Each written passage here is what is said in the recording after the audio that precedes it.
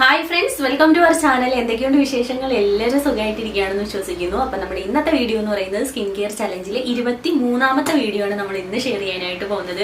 അപ്പോൾ നമ്മൾ ഇന്ന് ഷെയർ ചെയ്യാൻ പോകുന്ന വീഡിയോ എന്ന് പറഞ്ഞിട്ട് ഒരു സ്കിൻ വൈറ്റനിങ് ഡ്രിങ്ക് ആണ് നമ്മളിന്ന് ഷെയർ ചെയ്യാനായിട്ട് പോകുന്നത്. അപ്പം നമുക്ക് ആദ്യം നിങ്ങൾ മാക്സിമം വീഡിയോ ഫുള്ളായിട്ട് കാണാനായിട്ട് നോക്കുക, എങ്കിലാണ് നിങ്ങൾക്ക് ഇത് യൂസ്ഫുൾ ആവത്തുള്ളൂ. കാരണം എങ്കിലാണ് നിങ്ങൾക്ക് എന്തൊക്കെ കാര്യങ്ങൾ ശ്രദ്ധിക്കണം എന്നറിയാൻ പറ്റുള്ളൂ കേട്ടോ.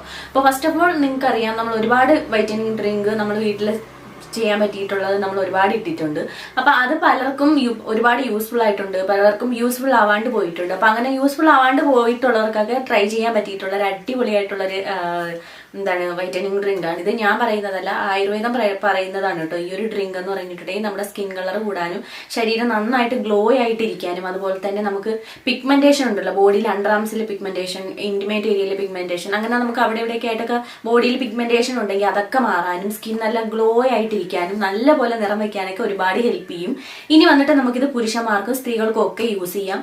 അതേപോലെ തന്നെ നമുക്ക് ഏകദേശം ഒരു 5 വയസ്സ് മുതലുള്ള കുട്ടികൾക്ക് മുതൽ മുകളിലേക്കുള്ള എല്ലാ ഏജിലുള്ളവർക്കും യൂസ് ചെയ്യാൻ പറ്റിയിട്ടുള്ളതാണ് ഈ ഒരു വൈറ്റനിങ് ഡ്രിങ്ക് എന്ന് പറഞ്ഞിട്ടുണ്ടെങ്കിൽ. അപ്പൊ ഞാൻ എൻ്റെ മോന് കൊടുക്കാറുണ്ട് കേട്ടോ. ഞാൻ ഡെയിലി ബേസിസിൽ യൂസ് ചെയ്യുന്ന ഒരു വ്യക്തിയല്ല, വല്ലപ്പോഴും മാത്രം യൂസ് ചെയ്യുന്ന ഒരു വ്യക്തിയാണ്.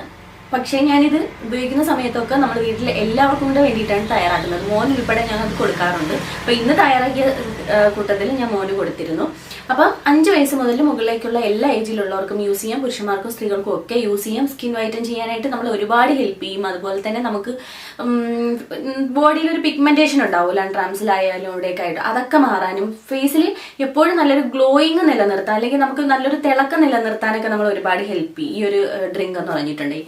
പിന്നെ ഇമ്മ്യൂണിറ്റി ലെവൽ നമുക്ക് നന്നായിട്ട് ഇമ്പ്രൂവ് ചെയ്തുകൊണ്ടുവരാനായിട്ട് പറ്റും. അങ്ങനെയൊക്കെ ഒരുപാട് ബെനിഫിറ്റ് ഉണ്ട്. അപ്പൊ നമുക്കിത് സ്കിൻ വൈറ്റനിങ്ങിന് വേണ്ടി മാത്രമല്ല, നമ്മുടെ ഹെൽത്ത്, നമ്മുടെ സ്കിന്നിന്റെ ഹെൽത്ത്, നമ്മുടെ ഹെൽത്ത് എല്ലാതും നല്ല പോലെ കൺട്രോൾ ചെയ്ത് കൊണ്ടുപോകാനും നല്ല ഹെൽത്തി ആയിട്ടിരിക്കാനൊക്കെ നമ്മൾ ഒരുപാട് ഹെൽപ്പ് ചെയ്യുന്ന നല്ലൊരു ഹെൽത്തി ആയിട്ടുള്ള ഒരു ഡ്രിങ്ക് ആണെന്ന് വേണമെങ്കിൽ നമുക്ക് പറയാനായിട്ട് പറ്റും.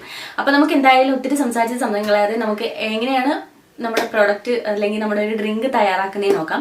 അതിന് മുന്നേ ആയിട്ട് നമ്മുടെ ചാനൽ ഇപ്പോൾ ആരെങ്കിലും പുതിയതായിട്ട് കാണുന്നുണ്ടെങ്കിൽ ചാനൽ ഇഷ്ടപ്പെട്ടാൽ സബ്സ്ക്രൈബ് ചെയ്യാൻ മറക്കരുത് കേട്ടോ. സബ്സ്ക്രൈബ് ചെയ്താൽ മാത്രം പോരാ, ബെല്ലൈക്കണും കൂടി ക്ലിക്ക് ചെയ്യണം. അതിൽ ഓളെന്ന ഓപ്ഷൻ എടുത്താൽ മാത്രമേ നമ്മളിരുന്ന പുതിയ വീഡിയോസൊക്കെ നിങ്ങൾക്ക് നോട്ടിഫിക്കേഷൻ ആയിട്ട് കിട്ടുള്ളൂ, എങ്കിലാണ് പുതിയ വീഡിയോസൊക്കെ നിങ്ങൾക്ക് കാണാനായിട്ട് പറ്റുള്ളൂ.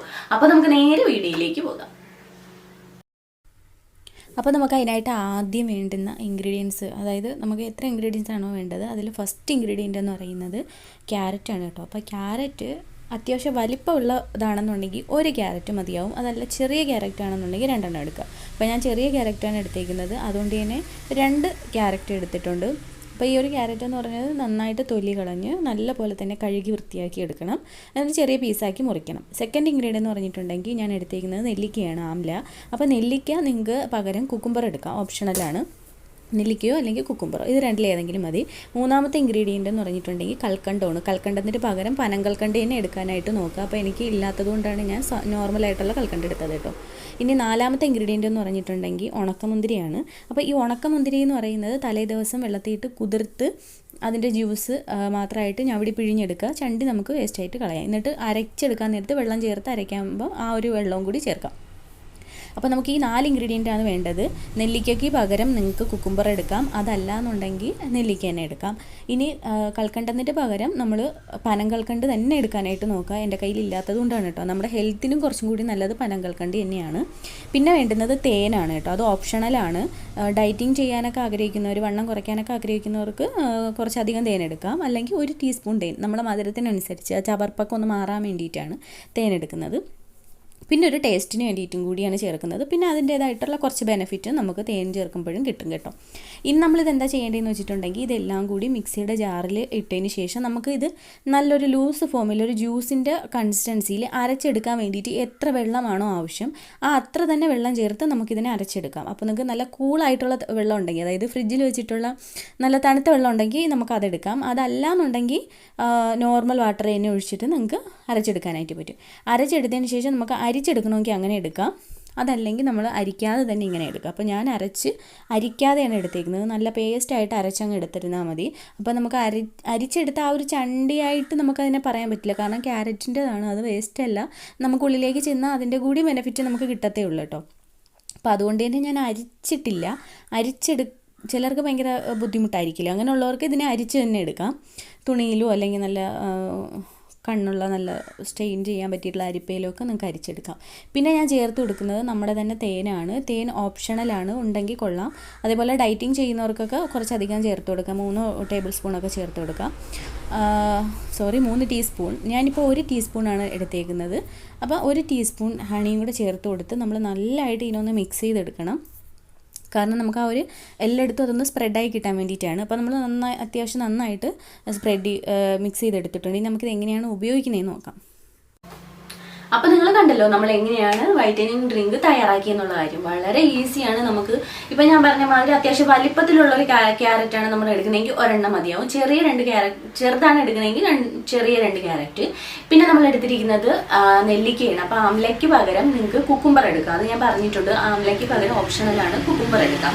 അപ്പോൾ നമുക്ക് ചേർത്തിരിക്കുന്ന ഈ ഇൻഗ്രീഡിയൻസ് എല്ലാം ഉണ്ടെങ്കിൽ ഈ എല്ലാത്തിൻ്റെയും ഗുണങ്ങൾ കിട്ടും. പിന്നെ കൽക്കണ്ടത്തിന് പകരം പഞ്ചസാര വേണമെങ്കിൽ ചേർക്കാം, പനങ്കൽക്കണ്ട് ചേർക്കാം. അപ്പോൾ പനങ്കൽക്കണ്ടായിരിക്കും കുട്ടികൾക്കൊക്കെ ചേർക്കുമ്പോൾ നമുക്ക് ഏറ്റവും ബെറ്റർ ആയിട്ടുള്ളത്. അതുപോലെ തന്നെ ഷുഗർ ഫ്രീ ആയിട്ട്, അല്ലെങ്കിൽ എന്താ പറയുക, നമ്മുടെ ഹെൽത്തിന് കുറച്ചും കൂടി ബെറ്റർ ആയിട്ടുള്ളത് പനങ്കൽക്കണ്ട് തന്നെയാണ്. അപ്പോൾ പനങ്കൽക്കണ്ട് എടുക്കാൻ പറ്റുമെന്നുണ്ടെങ്കിൽ നിങ്ങൾക്ക് പനങ്കൽക്കണ്ട് എടുക്കാം. പിന്നെ വന്നിട്ട് ഞാൻ പറഞ്ഞ മാതിരി നമ്മുടെ ഉണക്കമുന്തിരി ഞാൻ വെള്ളത്തിയിട്ട് കുതിർക്കാൻ മറന്നുപോയി. അപ്പം നിങ്ങൾ തലേ ദിവസം വെള്ളത്തിലിട്ട്, ഇത് എപ്പോഴും കുടിക്കാനുള്ള ടൈം രാത്രിയാണ്. അപ്പം അതുകൊണ്ട് തലേ ദിവസം വെള്ളത്തിലിട്ട് കുതിർത്തെടുക്കാം. അതല്ലെങ്കിൽ രാവിലെ നിങ്ങൾക്ക് വെള്ളത്തിലിട്ട് കുതിർത്ത് ജസ്റ്റ് ആദ്യം വെള്ളത്തിൽ മുന്തിരിങ്ങ ഇട്ട് ജസ്റ്റ് ഒന്ന് കഴുകിയതിന് ശേഷം കുറച്ച് വെള്ളം ഒഴിച്ച് കുതിർക്കാനായിട്ട് വയ്ക്കുക. വൈകിട്ട് സമയത്ത് വേണം നമ്മളിത് ഉണ്ടാക്കാനായിട്ട്. അപ്പം നന്നായിട്ട് ഞവിടി അതിൻ്റെ ആ ഒരു ജ്യൂസ് മാത്രം എടുക്കുക. എന്നിട്ട് അതിൻ്റെ ചണ്ടി നിങ്ങൾക്ക് കളയാം.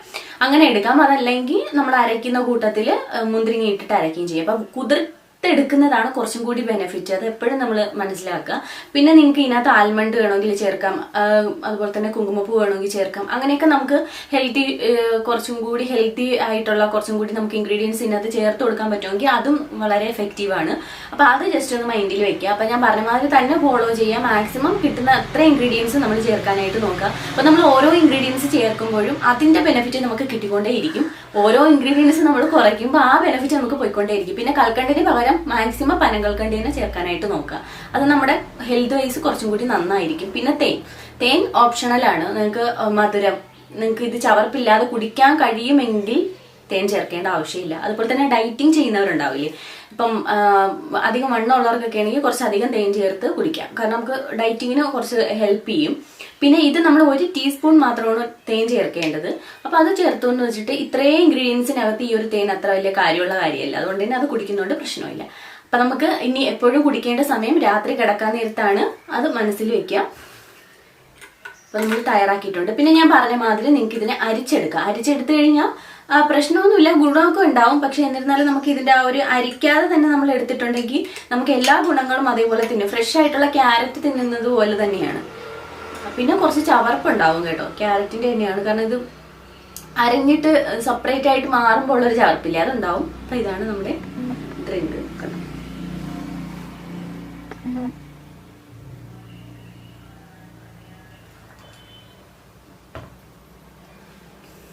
അതേപോലെ തന്നെ നമ്മുടെ തേനും ആ ഒരു കൽക്കണ്ടത്തിൻ്റെയൊക്കെ ടേസ്റ്റ് ഒന്ന് വേറെ തന്നെയായിരുന്നു. ആകെ ഉള്ളൊരു എന്തൊരു ബുദ്ധിമുട്ടായിട്ട് നമുക്ക് ഫീൽ ചെയ്യുന്നത് ആ ക്യാരറ്റിൻ്റെ ആ ഒരു ചണ്ടി ഉള്ളത് തന്നെയാണ്. അപ്പം നിങ്ങൾക്ക് അങ്ങനെ ബുദ്ധിമുട്ടായിട്ട് തോന്നുന്നുണ്ടെങ്കിൽ ഞാൻ പറഞ്ഞ മാതിരി അരിച്ചെടുത്തിട്ട് ജ്യൂസായിട്ട് മാത്രം എടുക്കുക. ബാക്കിയുള്ള കാര്യങ്ങൾ അതിന് ശേഷം ചേർത്ത് കൊടുത്താൽ മതിയോ. അതല്ല അതും കൂടി നമുക്ക് ഉള്ളിലേക്ക് കഴിക്കാൻ പറ്റുമോ എന്നുള്ളവരാണെങ്കിൽ നിങ്ങൾ അങ്ങനെ ചെയ്യുക. അപ്പോൾ അതായിരിക്കും കുറച്ചും കൂടി ബെറ്റർ. കാരണം നമുക്ക് അതിൻ്റെയും കൂടെ ബെനിഫിറ്റ് നമുക്ക് എന്തായാലും കിട്ടും. കാരണം അതൊരു ചണ്ടി ഒരു വേസ്റ്റേജ് ആയിട്ട് പോവേണ്ട ഒരു സാധനമല്ല, അതുകൊണ്ടാണ് കേട്ടോ.